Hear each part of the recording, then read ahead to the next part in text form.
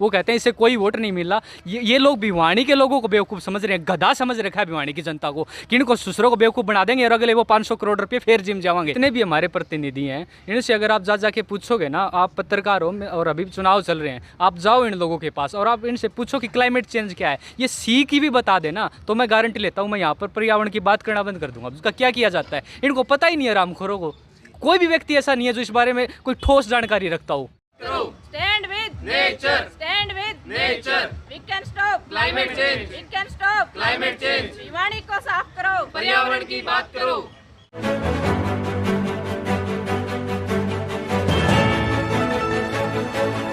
सारे बहन भाईयान राम राम भाई, तुम देखना शुरू कर चुके हो एनडी न्यूज़ और इस वक्त इस शहर के सबसे समझदार लोगों के साथ मैं हूँ। ऐसा मैं क्यों कह रहा हूँ, हो सकता है आप इन्हें यहाँ इस प्रकार से बैठे हुए देखें तो आपको लगे कि ये इस शहर के सबसे मूर्ख लोग हैं, क्योंकि ऐसा नहीं है।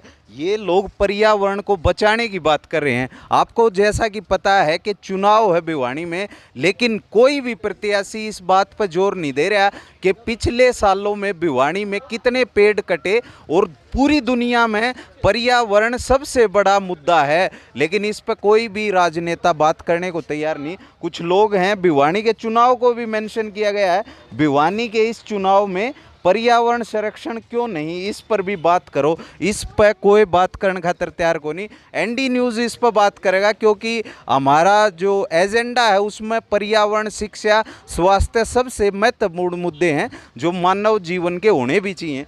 लोकेश जी हैं, उन तक बात कराएंगे कि किस प्रकार तय इस आड़ पहुँचे हैं। लोकेश भाई राम राम समीर भाई, ये बताओ कि ये क्या है लेट्स सेव फ्यूचर, कैसे बचाओगे भविष्य को?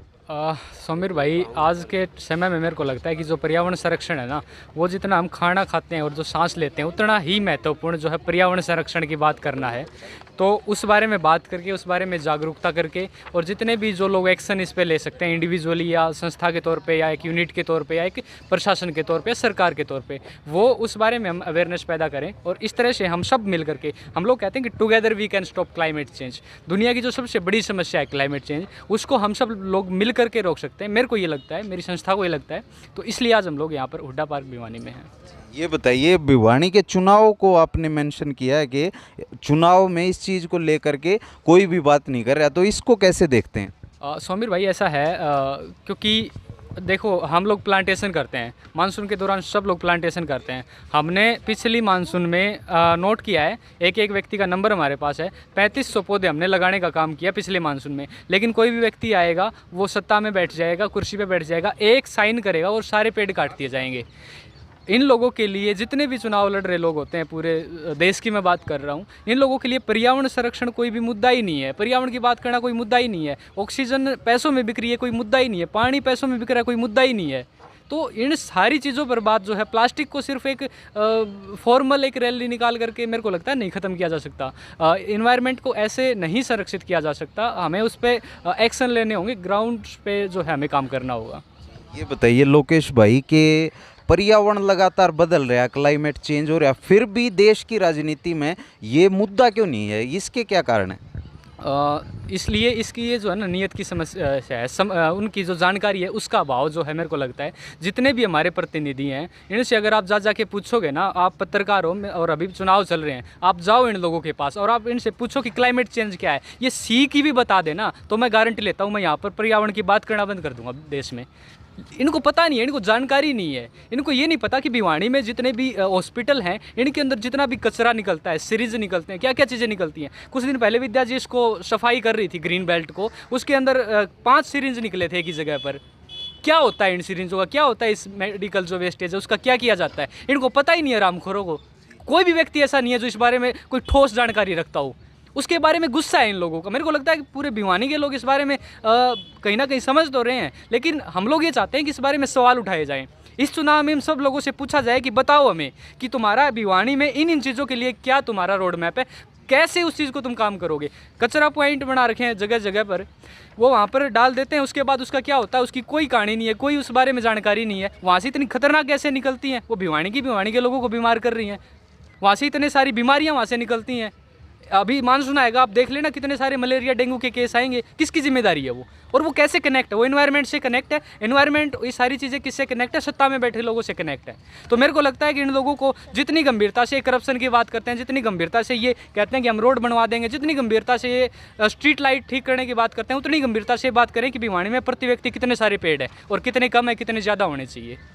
स्पेशल इकोनॉमिक जोन क्या है, उस पर वो भिवानी में कहाँ है, उस बारे में क्या इन लोगों का विचार है? कहाँ होगा, कैसे होगा, कुछ नहीं पता। नहीं होगा भाई, और कोई भी इस बारे में बात नहीं करेगा। आपको बता दूं कि सीधा सीधा उनके राजनीतिक जीवन पर ये फ़ायदा नहीं हो रहा। और कुछ पत्रकार साथियों से भी मैं कहना चाहूँगा कि थोड़े से पैसों के लिए आप उनकी कवरेज करते हैं, तो यहाँ भी आप पहुँचे, कुछ न कुछ जनता का सहयोग और इन्वायरमेंट में आपको बेहतरी होगी, सांस लेने में अच्छा होगा। जैसा आपने पीछे कोरोना के दौरान देखा किस प्रकार की समस्याएं आई, ऑक्सीजन की कितनी समस्याएं रही, और लगातार जो अच्छे अच्छे लेखक हैं वो लिख भी रहे हैं इस बारे में, लेकिन दुनिया में इस बारे में किसी का ध्यान नहीं जा रहा। स्वास्थ्य जो है, युवाल नोआ हरारे ने अपनी किताब में लिखा कि डायबिटीज़ है जो बारूद से खतरनाक है, और क्लाइमेट चेंज परमाणु है।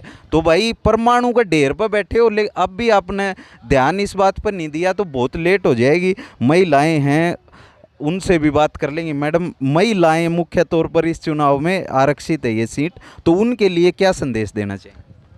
जी, मेरा नाम विद्या देवी है और स्टैंड विद नेचर संस्था से मैं शुरू से ही जुड़ी हुई हूँ।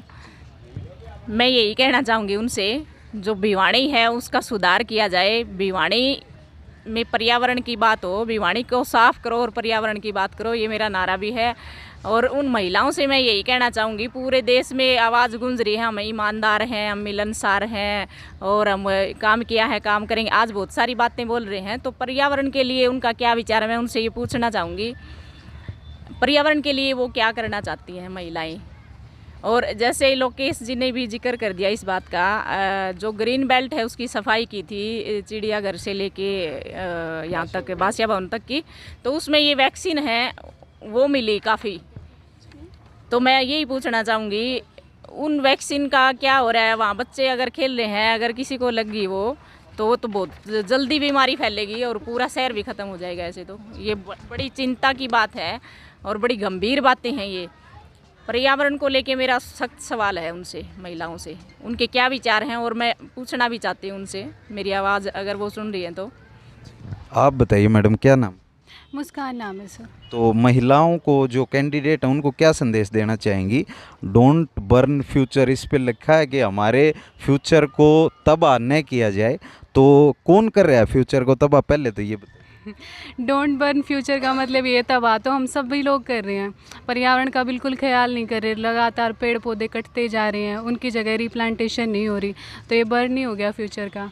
नेक्स्ट जनरेशन के लिए तो कोई चीज़ बचेगी नहीं इस अकॉर्डिंग, अगर उन चीज़ों की कटाई होती रही तो।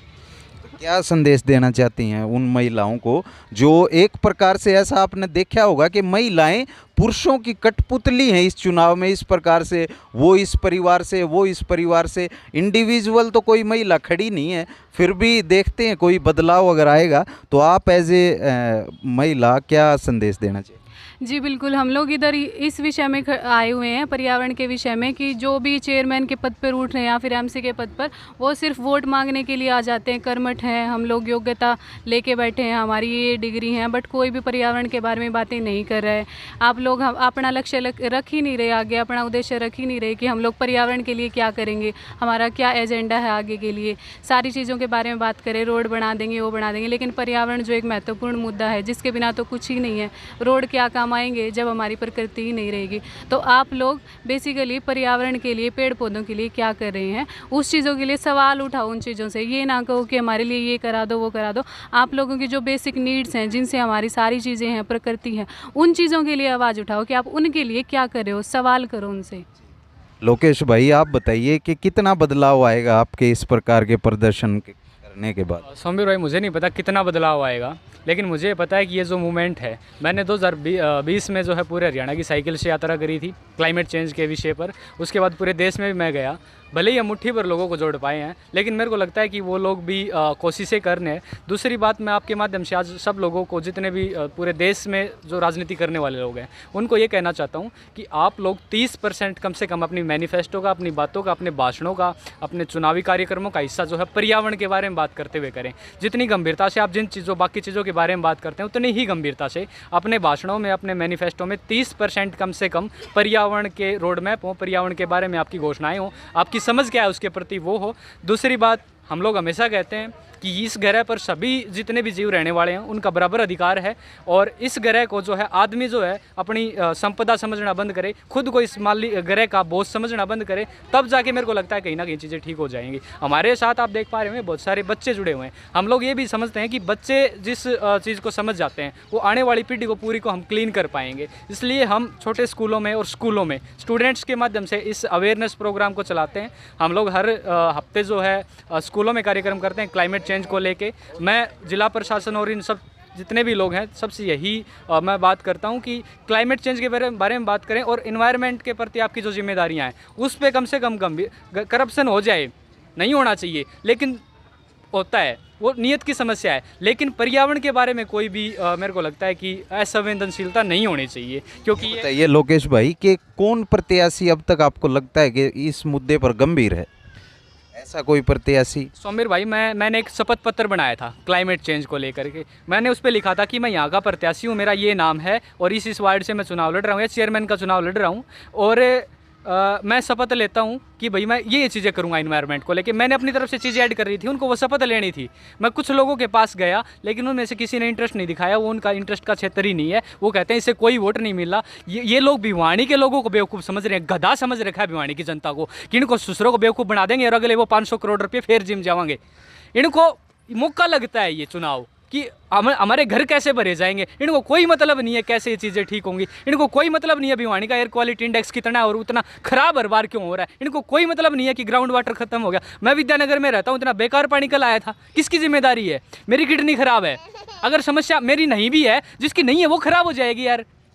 तो ये गंभीर नहीं है इस चीज़ों के प्रति, नीयत में बड़ी समस्या है। सौमीर भाई, आप लोग पत्रकार हैं, सवाल करो इन लोगों से। आप लोगों की पहुंच बहुत दूर तक है, पूरे देश आप लोगों को सुनता है। ये मेरी आप लोगों से भी विनती है। तो भाई छोटे बच्चे देख रहे हैं इनके चेहरे आप कि इनके भविष्य का सवाल है। कुछ लोग दर्शक होंगे जिन्होंने आधी से ज़्यादा ज़िंदगी अपनी जी ली होगी, लेकिन अभी ये अपने जीवन के पहले पड़ाव पर हैं। क्या नाम है छोटे? हितांश। क्या नाम है? हितांश। हितांश। तो पर्यावरण और पेड़ आपको क्या लगता है कितने महत्वपूर्ण है? बहुत। आपका क्या नाम बच्चे? मेरा नाम है दिव्यांश। दिव्यांश। तो आपको क्या लगता है पेड़ और ये पर्यावरण कितना महत्वपूर्ण है हमारे लिए? ये हमारे लिए सबसे ज़्यादा महत्वपूर्ण है। तो कोई लगता है कि सुधार पाएंगी सरकारें इसको, आपके भविष्य को बचा पाएंगी? लगता तो यही है, अभी इतने वोट हो रहे हैं। आपका क्या नाम है बच्चे? वंश। वंश। तो आपके लिए पर्यावरण कितना महत्वपूर्ण है? बहुत ज़्यादा। क्या भिवानी की जनता को क्या संदेश देंगे? मैं दूंगा कि पेड़ और पौधों को बचाना चाहिए क्योंकि वो ऑक्सीजन देते हैं हमें। तो भाई ये शायद हमारे बड़े बड़े नेताओं को नहीं पता, इन बच्चों को भी पता है। पता तो सबको है, लेकिन इस मुद्दे पर बात करने के लिए कोई भी तैयार नहीं है। किस प्रकार से? क्या नाम भाई साहब? मनोज कुमार। सौमीर भाई, आज ही के अखबार में आया हुआ है, दिल्ली एनसीआर के लोगों को 10 साल एवरेज कम हो गई है due to air quality, pollution भाई। और ये लगातार घटती जा रही है। अगर इन्वायरमेंट की, एयर क्वालिटी इंडेक्स की बात करें तो हर वर्ष जो इंडेक्स आता है उसमें हमारे 6 शहर होते हैं या फिर कभी कभी तो 10 के 10 शहर होते हैं। देश में इन्वायरमेंट का इतना बुरा हाल है, लेकिन इस पे बात करने को कोई तैयार नहीं। जी भाई। हर कोई अपने बच्चों के लिए धन दौलत छोड़ के जाना चाह रहा है। मेरा ये मानना है कि आप धन दौलत की बजाय पेड़ पौधे ज़्यादा छोड़ के जाए, जिनसे उनको आगे दिक्कत ना हो। असली धन दौलत यही है। अगर उन्हें कितना ही धन दौलत छोड़ा है, उनके लिए अगर कुछ नहीं, सांस लेने के लिए भी अच्छी हवा नहीं होगी, तो हमारा धन दौलत छोड़ के जाना बेकार है। तो भाई बहुत बड़ी, सबसे बड़ी जो दौलत बताई गई है वो है आपकी सेहत। और जब पेड़ नहीं होंगे, ऑक्सीजन नहीं होंगे, पर्यावरण नहीं होगा, तो आपकी सेहत के साथ खिलवाड़ होगा। तो भाई पेड़ जरूर लगाएं और अपने चहेते नेताओं से भी पूछें कि वो आपके भिवानी में कितने पेड़ लगाएंगे अगर वो चेयरमैन और एमसी चुने जाते हैं, जो सबसे महत्वपूर्ण विषय है। और भाई वीडियो को ज़्यादा से ज़्यादा शेयर करें ताकि ज़्यादा से ज़्यादा लोगों तक पहुँचे ये वीडियो। और अगर हमारे चैनल को सब्सक्राइब भी करें। अगर वीडियो फेसबुक पे देख रहे हैं तो हमारे पेज को फॉलो करें, लाइक करें। मेरा नाम है सोमवीर, आप देख रहे थे एनडी न्यूज़। कैमरे के पीछे हैं संजय।